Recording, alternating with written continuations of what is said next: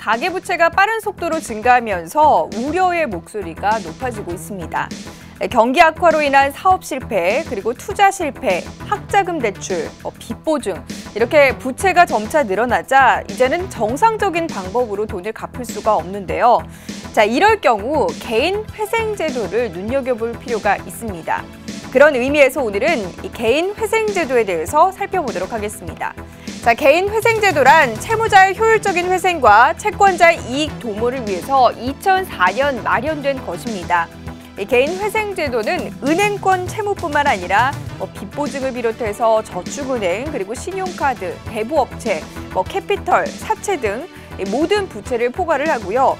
더불어서 법원의 금지 명령을 통해 채무 독촉과 강제 집행에서 벗어날 수 있게끔 도와주는데요. 무조건 돈을 갚지 않게 하는 것이 아니라요. 소득을 바탕으로 법원에서 지정한 최저 생계비를 제외하고 그 나머지 금액을 변제하게끔 만들어 놓은 제도입니다.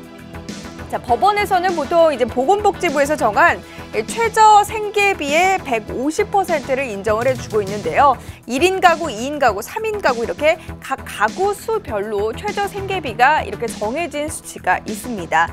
최저 생계비는 부양가족이 몇 명이냐에 따라서 다르게 책정이 되는데요. 현재 1인 가구 기준으로 살펴보면 61만 7,281원에 형성이 되어 있습니다.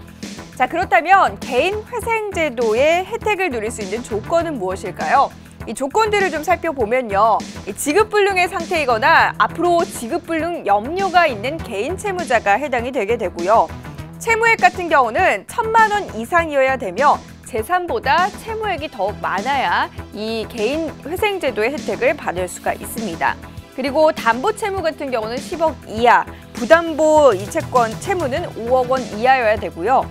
자, 은행이나 저축은행, 캐피털 등 이 금융권 대출과 대부업체 사채 등 이 비금융권 채무를 포괄한 빚 보증, 그리고 개인 간의 채무 같은 경우도 채무 조정 대상에 해당이 됩니다.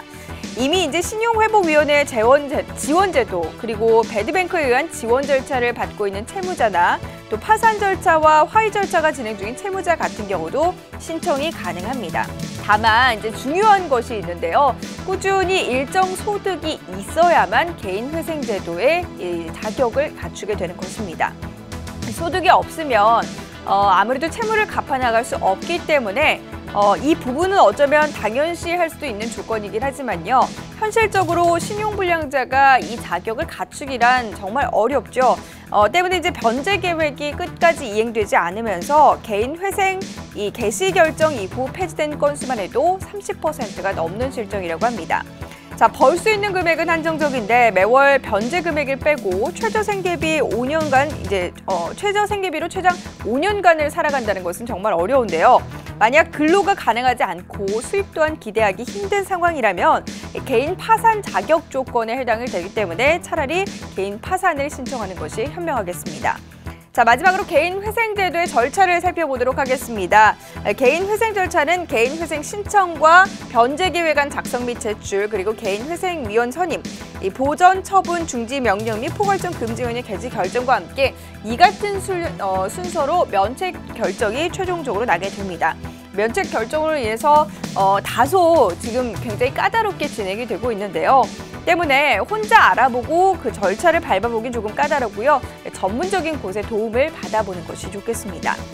자, 빚은 되도록 빨리 갚는 것이 이익입니다. 그 사실을 알고 있지만 재산이 많아 언제든 재산을 처분하기만 한다면 빚을 갚게 되는 상황이라 모를까?